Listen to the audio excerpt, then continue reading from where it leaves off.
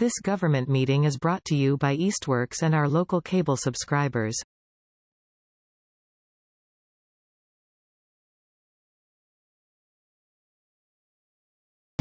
All right, well, welcome back.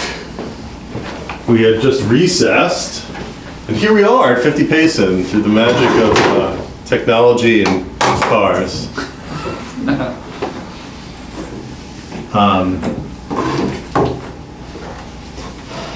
I don't have any particular comments, but I could summarize what we just talked about. It will be in the minutes as well.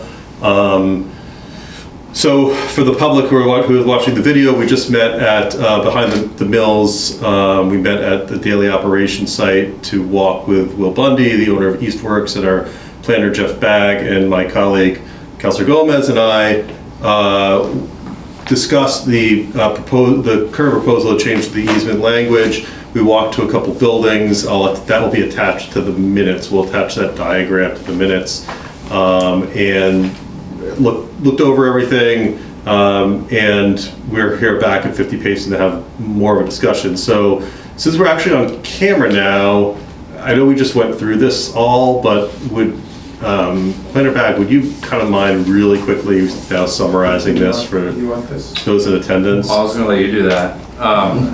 Sure, thank you. And there is a memo that's dated August 24th that's in the city council packet, and there's a cover letter from the owner of Eastworks in the city council packet dated that's August 24th.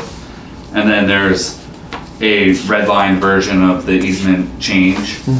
And then and a map that was part of the easement. And then subsequent to that, there has been some correspondences between Councilor Krasinski, the applicant's attorney, and then the city attorney. So what you should have as a packet is language that has been prepared by the applicant's attorney and approved, reviewed and approved by the city attorney. There were some questions in there, but they've all been resolved, but I don't know how you want to handle that. And then in terms of the planning department, we're really trying to facilitate things that support economic development. In 2019, we put forward a zoning amendment that allowed the creation of lots that have no frontage on a street. So it's commonly called the zero lot line, although it was unique to Easthampton at that time. And the owners can pursue that through the planning board, but in this case, there's a series of easements. There's one easement per building through the back of the mills. And so in terms of thinking of layers, there's an extra layer to modify the easements and then secure the division of the lots by the planning board. And then that frees up the owner of Eastworks to do a couple different things, which maybe the owner can talk about. Sure, and then again, for the sake of the public, just to repeat, so if I understand the proposal correctly, what this basically does is allows when you divide, because of the existence of zero lot lines, it allows us to divide the building into smaller separate lots, and then that basically the revision of the language allows the easement to travel with those lots. Is that a correct statement? So parcel, like stay one big connected. parcel. And no matter how many times it gets divided up, the whole entity that was Eastworks is reflected in the easement, no matter the ownerships and everything else. Okay. And the principal questions that came from Councilor Krasinski was that would the liability go with it? And the answer is yes, that everybody would still be beholden to any issue related to the easements and our contractual obligations to handle those easements. Okay. And take care of the property, etc. Makes sense. Councilor Gomez, any questions or comments? Are there any questions from the public? No. I think just one, to cover some of the things that came up. You want me to do this? I think, I don't know in front of the camera, but I think describing it would be helpful, and then just what does it do? What's it in the packet? I think it was. I think actually. No, what we have is this. It's not.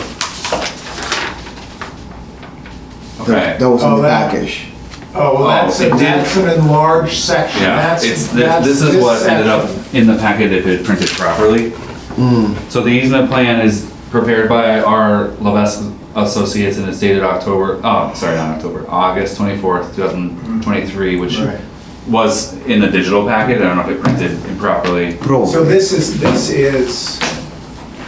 the plan that you should have gotten, Yep. Yeah, this is. so. So I think if it's okay to explain the nature of those 4 parcels and what does it do for you, I think. So I don't know who needs to see this, I don't know who's watching, but basically, the 4 parcels we're talking about are on the southeast corner of the Eastworks lot next to INSA. And in that area, there's, the footprint is about 20,000 square feet, but it's actually 70,000 square feet, in which we have plans in one building to put in 43 apartments. There's a billiard hall going into a 5,000 square foot building. There's a 2-story building that's about 14,000 square feet, in which there'll be studios and other related sort of creatives on the ground floor. On the top floor, there'll be a bakery. And then the independent building that everyone in Easthampton seems to like, which sits right next to INSA, is a 1,200 square foot footprint building that right now we have either plans in partnership to do a business on the first 2 floors and add residential above it, or to do it all residential with 4 or 5 units. What the key component of zero lot lines that is critical to this development is exactly what happened on Ferry Street. The Ferry Street wasn't going to be happening unless there was a clear way to be able to break that property up into ways that could be financed cogently and done as each project came up. And what happens here for us by being able to do the zero lot lines is it allows the banks to look at each property as a single separate asset. And the financing gets so much easier. It also makes it easier to do partnerships. It makes it easier to have investors. It makes it easier to look at state funds and other kind of funding that can come forward. So it's absolutely critical. And the stumbling block to getting a title, which is going to be a requirement for anything a bank's going to look at, is that the easement language doesn't clearly enfold this property into the use of the parking in the back. And so the change in language means that we'll be able to get, once we get the zero lot lines for these 4 parcels, we'll be able to get a clear title, and it will make just the whole funding process that much easier. Makes sense. Anything I've left out? No. Any questions? Okay. So, All right, well, I mean, I don't have any questions. This is very clear and concise. I appreciate both the time as well as the explanation times 2. So do you have any other comments or questions? I mean, I'll take a motion to recommend this to the council. I will not do that yet. Okay. Because that's what I need to know about time sensitive, because I want to give it opportunity to So we can have other members. Yeah, that's a great to point. see if Councilor Kosinski have any other concerns or questions, the way we can cover it. So If it noted. is a time sensitive, I will make a motion. Okay, what is the time sensitivity of this? When we initially laid out a timeline, we factored in a couple of meetings. Do you have, like, what happened, I guess, if the question is really to support the Eastworks, I mean, I think what the city council is talking about, whether it goes at the very next meeting or the second meeting in October to allow for additional time for Councilor Councilor Kosinski, Kuczynski to basically. be participating. I In the second meeting. really will want be to honor JP's role in this. I 17th. mean, obviously, we 18 needed days, this. so.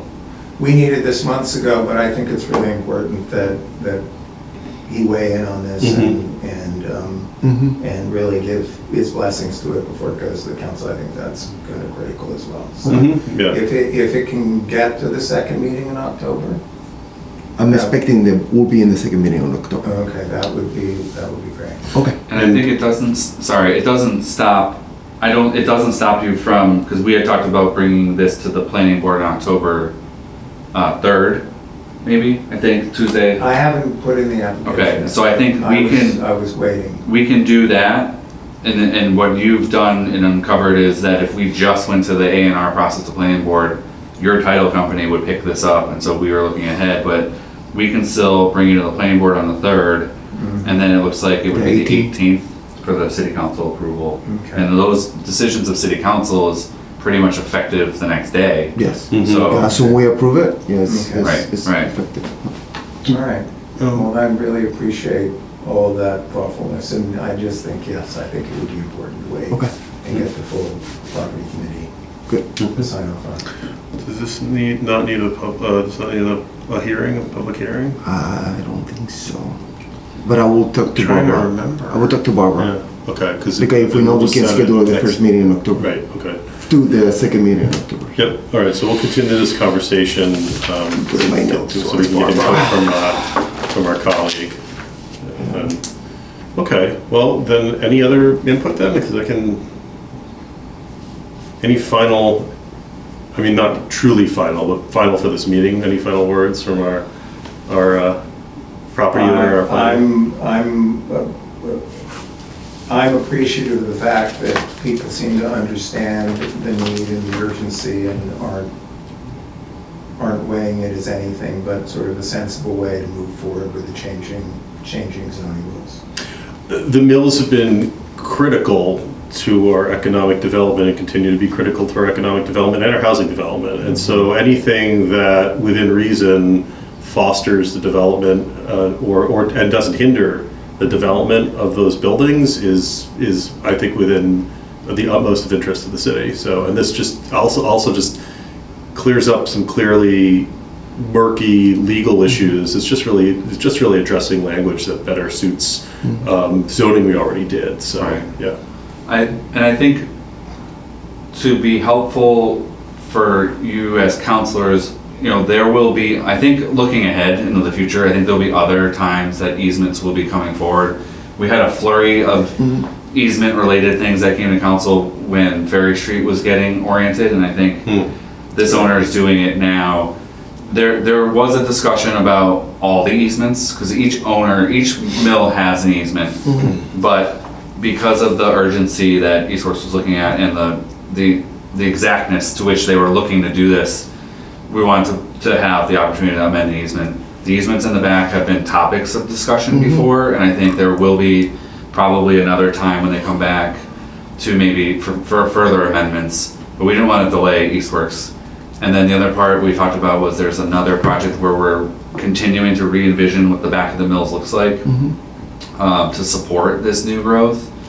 So changes to the entrances will be coming forward, and there will be easements associated with that too. So and those go to city council. So you guys will become easement experts Right. by the time we're done. But I just wanted to preview that there will be more easements coming. Okay. But we really all kind of pow out around Eastworks to help move it through now. Great. That's good. Okay. Anything else? Very I'll good. take a motion to adjourn. Motion to adjourn. Second, all in favor? Aye. Aye. Meeting is adjourned. This government meeting is brought to you by Eastworks and our local cable subscribers.